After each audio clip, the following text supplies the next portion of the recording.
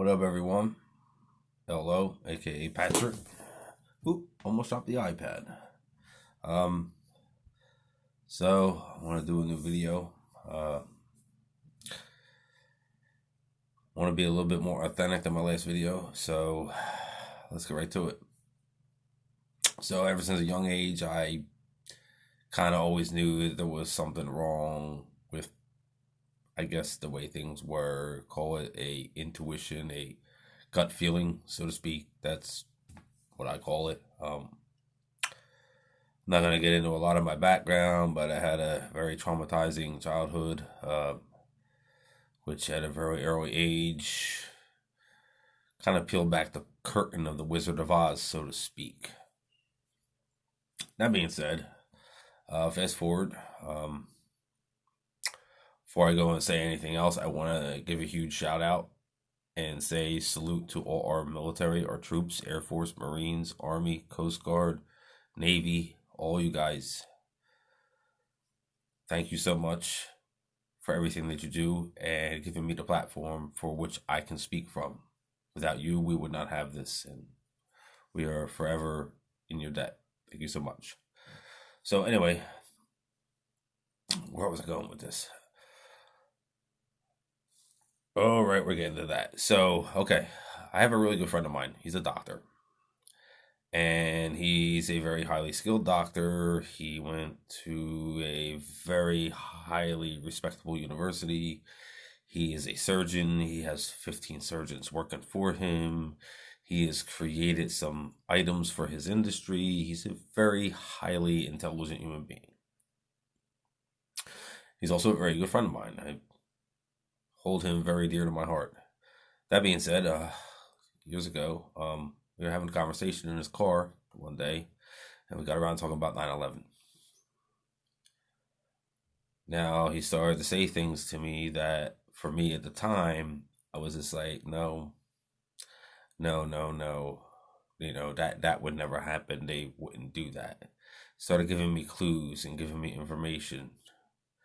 Got to the point so much so that I actually got really upset with him, and got to the point where I wanted to fight him. Like, I wanted to fight him. Like, I really wanted to fight him. It was terrible. I keep looking over there like I'm supposed to be looking that way. Anyway, so I really wanted to fight him, and I really hit a wall because I was like, "There's no way that would ever happen. I don't believe that." And he was just like, "Listen, man, I'm your friend. I wouldn't lie to you, and I know him as an authentic, loving, awesome human being, so I knew that he wouldn't." So it took a couple days, and I finally started to do some research. And that's really when Pandora's box like really opened up for me. So that's that. So the thing here is I want to talk about two things. I don't want to do a really long video. The first thing I want to talk about is the cognitive dissonance that a lot of people are feeling, or that you may feel when you get introduced to different knowledge does not fit the quote narrative. Because there is a narrative, and there's a reason there is a narrative. And what exactly is a narrative? A narrative is actually someone telling a story. Think about that. What does a narrator do? A narrator tells a story. And what do we live in? We live in the world of the narrative. So it's a narrator. Someone's writing the story, and it's being scripted. And we're going to get to that in a second. So I just want you to get that. The other thing I want to say is people like bash me. They're like, "Oh, you're some kind of." I get a lot of hate. I've gotten a lot of negative comments. I've got a lot of people like make fun of me. I've got some nasty messages. I've had to deal with a lot of stuff. I had to block a lot of people, delete some people. But I'm a proud person that follows the Q movement. I'm a little bit relatively new. But I've been doing my own research for a really long time, so I kind of base everything in, so I'm not one-sided on anything. But I will say this, and I want to just say something here, because one of the mottos of Q is future proves past. They've been saying it all along. It comes up constantly in the feed. future proves past. And that's really important. And I'm going to explain how that's important and how that is actually factual. Because the future, now that it's being leaked and now that people are being aware, is that in 2010, the Rockefeller Foundation created a document envisions pandemic police state scenario. Okay? The document titled Scenarios for the Future of Technology and International Development attempts to wargame different government responses to several potential disasters. Okay? So you get to that.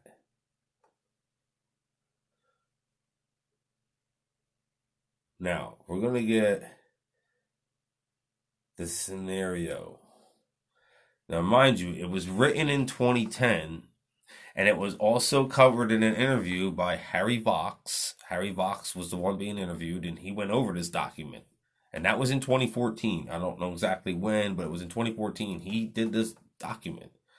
But it says, it's drawing eerily similar circumstances with the Ebola outbreak. The scenario goes into detail of botched response by the United States government as large populations throughout Africa are decimated. So, okay, let's read what they say about this particular. It says, now mind you, they wrote this in 2010, and what they've done here is they write about it as in the future. But the way that they narrate, again, the narrator, that's important, the one who's telling the story, right? The narrator, the way it's written is that it's written about the future, but they write it as though it already happened. Have a listen. In 2012, the pandemic that the world had been anticipating for years finally hit. Unlike 2009's H1N1, this new influenza strain originating from wild geese was extremely virulent and deadly. The scenario states, even the most pandemic-prepared nations were quickly overwhelmed with a virus streaked around the world, infecting nearly 20% of the global population and killing 8 million in just 7 months. The majority of them could have been young, healthy adults. The pandemic blanketed the planet.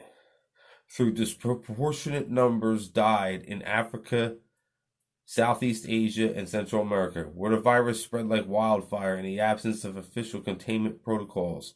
But even in developed countries, containment was a challenge, the document reads. The United States' initial policy of strongly discouraging citizens from flying proved deadly in its leniency, accelerating the spread of the virus not just within the United States, but across borders. However, a few other countries did fare better. China in particular, the Chinese government's quick disposition and enforcement of mandatory quarantine of all citizens, as well as its instant and near hermetic sealing off of all borders, saved millions of lives, stopping the spread of the virus far earlier in other countries and enabling a swifter post-pandemic recovery. Does that sound familiar? Sure does to me. China's government was not the only one that took extreme measures to protect the citizens from a risk of exposure. During the pandemic, national leaders around the world flexed their authority and imposed airtight rules and restrictions, from the mandatory wearing of face masks to eventual body temperature checks at the entries of communal spaces like train stations and supermarkets. Are you guys hearing this shit? This was written in 2010 by the Rockefeller Center. Necessary and questionable tactics used to stem the tide of the virus remain long after the pandemic, allowing governments to impose authoritarian controls under the guise of protecting the public. Even after the pandemic faded, this more authoritarian control and oversight of citizens and their activities stuck and even intensified. In order to protect themselves from the spread of the increasing global problems, from pandemics to transnational terrorism to environmental crises and rising poverty, leaders around the world took a firmer grip on power. At first notion, the more controlled world gained wide acceptance and approval, like it is now. Like everybody's like, yes, please lock me up in my house because that's where I'm safe. And we'll get to that in a minute. Citizens were more tolerant, even eager from top-down direction and oversight, and national leaders had more latitude to impose order in the ways they see fit, which they're doing now. The pandemic was almost used to implement long-sought technologies, and most notably, biometric IDs for citizens. Do you hear that shit? Biometric IDs for citizens. It's right here. In developed countries, this heightened oversight took many forms. Biometric IDs for all citizens, for example, a tighter regulation of key industries whose stability was deemed vital to national interests. Deemed vital, essential. In many developed countries, enforced cooperation with a suite of new regulations and agreements slowly but steadily restored both order and, more importantly, economic growth.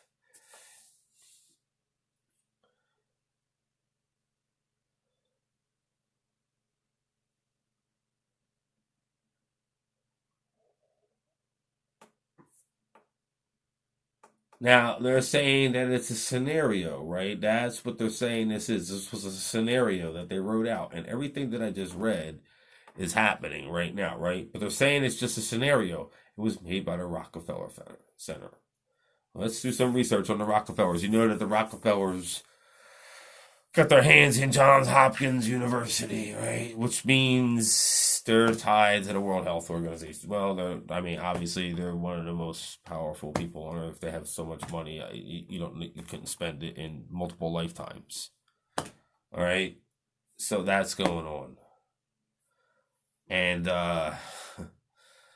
that just tells you, and like everybody's like, oh yeah, look at the news, you gotta look at the facts, you gotta look at this, and what people aren't getting here is you have to follow the money.